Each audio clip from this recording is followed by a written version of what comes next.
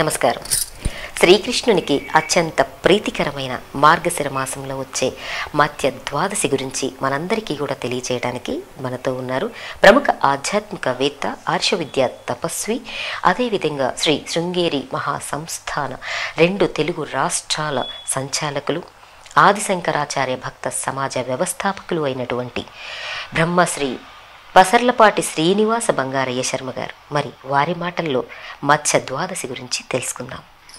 నమస్కారం శ్రీనివాస బంగారయ్య శర్మ గారు. నమస్కారం అమ్మ. మత్స్య ద్వాదశి గురించి, ఆ రోజు ప్రత్యేకత గురించి, ఆ రోజున ఏం చేయాలి, ఇలాంటి విషయాలన్నీ కూడా తెలియజేస్తారా? మత్స్య ద్వాదశి, రాజ్య ద్వాదశి, సునామద్వాదశి, తారకాద్వాదశి, అపరాద్వాదశి, నామద్వాదశి, దీన్నే శుభద్వాదశి అని కూడా అంటారమ్మా. అఖండ ద్వాదశి అంటారు. ఈ ద్వాదశి వ్రతము అనేది చేయటము ప్రత్యేకంగా ఈ రోజున మనకి అలవాట్లో ఉంటుంది. దాన్నే సాధ్యవ్రతము అని కూడా పిలుస్తారు. తర్వాత ద్వాదశ ఆదిత్యులకు కూడా ఇవాళ రోజున వ్రతం చేయడము అనేది ఉంది. ఇలా రకరకాలైనటువంటి వ్రతాలన్నీ కూడా చేయాలి అని చతుర్వర్గ చింతామణి మనకి చాలా విశేషంగా చెప్తూ ఉంది. ఇంకొక విశేషం ఏంటంటే హనుమత్ వ్రతం అని కూడా దీంట్లో చాలా ప్రత్యేకంగా చేస్తారమ్మా. ఈ హనుమత్ వ్రతము ఏదైతే ఉందో దానికి చాలా ప్రత్యేకత సంతరించుకున్నట్టుగా గొప్పగా కూడా దాన్ని చెప్తారు. ఇది గొప్ప పర్వదినంగా భావించాలి. ఇన్ని వ్రతాలు ఒక్క ద్వాదశి నాడు ప్రత్యేకంగా మనకి ధర్మశాస్త్ర గ్రంథాల్లో చెప్పబడుతున్నాయి అంటే ఈ ద్వాదశి ఎంత విశేషమైనటువంటి ద్వాదశి అయి ఉంటుంది. కాబట్టి ఈ ద్వాదశి చాలా పవిత్రమైంది. దీనికి ఇంకా పవిత్రత చేకూర్చేట్టుగా మనందరి తెలుగు వాళ్ళకి ఇలవేల్పు ఎవరమ్మ? వెంకటేశ్వర స్వామి వారు. ఆ వెంకటేశ్వర స్వామి వారికి 7 కొండల మీద ఇవాళ పుష్కరిణీ తీర్థ దినంగా చేస్తారు. ఈ పుష్కరిణీ తీర్థ దినం యొక్క ప్రత్యేకత ఏమిటి అంటే మనకి మొత్తము భూలోకంలో ఉండేటటువంటి తీర్థరాజాలు చాలా ఉన్నాయి. ఎక్కడెక్కడ ఉన్నాయి అంటే పుష్కర్ నుంచి మొదలు పెడతారు. ఆ పుష్కర్లో ఎంత బాగుంటుందంటే పుష్కర్ని తీర్థరాజం అంటారు.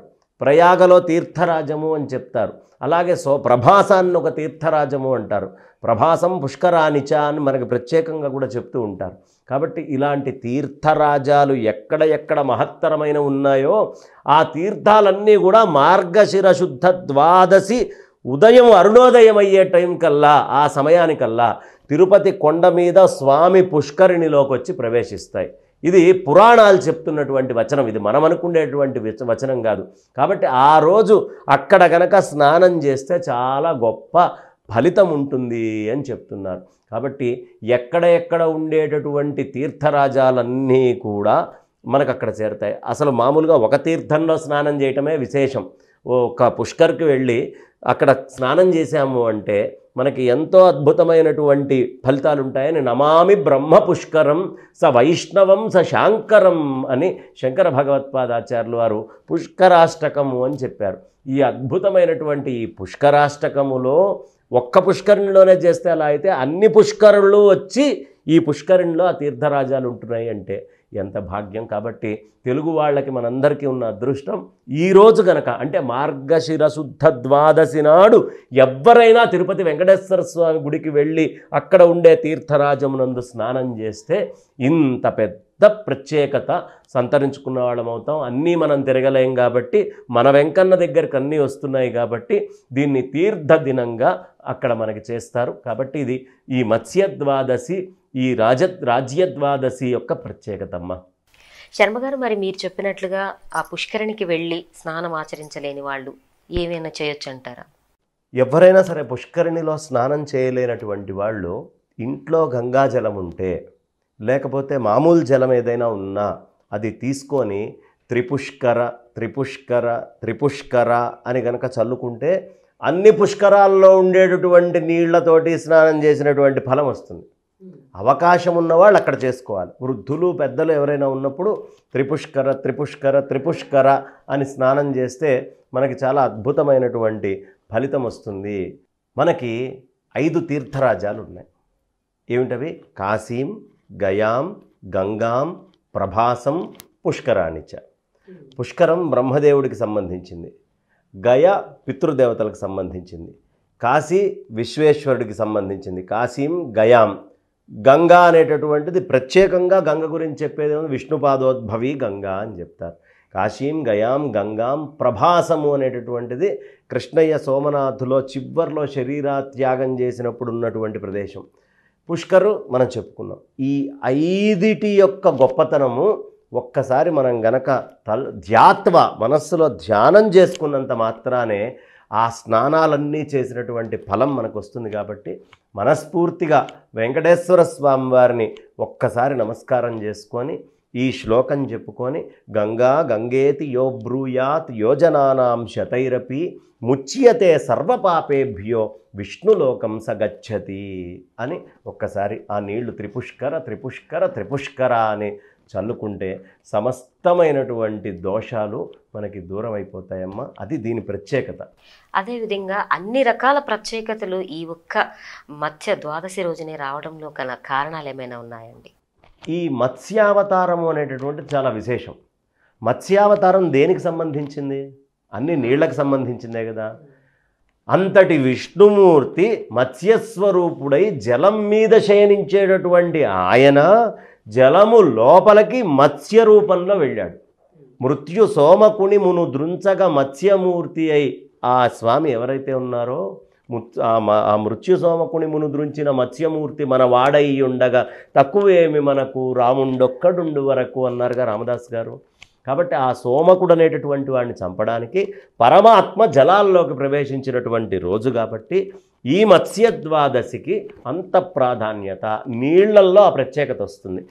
అక్కడ ఎలా అయితే దిగాడో ఈ తిరుమలలో కూడా స్వామివారు పుష్కరిణిలోకి దిగుతారు అనేటటువంటి ఉద్దేశ్యంతో సమస్తమైనటువంటి తీర్థరాజాలు భగవంతుడి యొక్క రాక కోసం తీర్థాలు ఎదురు చూస్తాయి.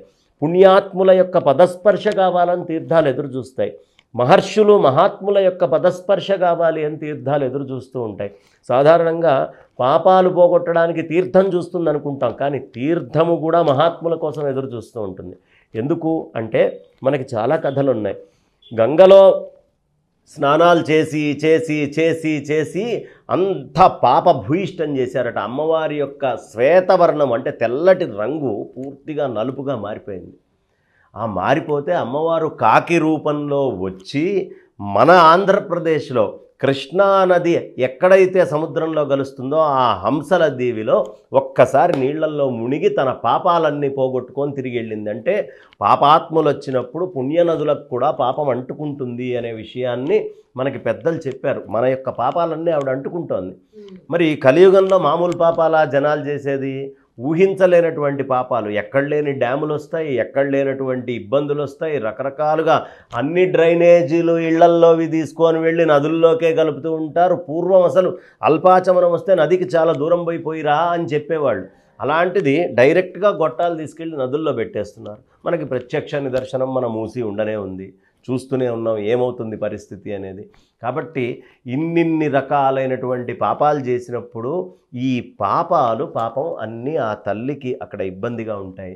పరమాత్మ యొక్క పదస్పర్శ జరిగితే ఆ దోషాలు పోతాయి, పరమాత్మ ఇందులోకి రావాలి అని ఎక్కడ తీర్థరాజాలు వాటి యొక్క పాపాలని పోగొట్టుకొని పునరుత్తేజితమై శక్తితోటి స్వామి యొక్క అడుగు వల్ల అవన్నీ కూడా శుభ్రమవుతాయి. అప్పుడు ఎవరైతే ఆ నీళ్లల్లోకి దిగి స్నానం చేస్తారో వీళ్ళ పాపాలు అనాయాసంగా వెళ్ళిపోతాయి.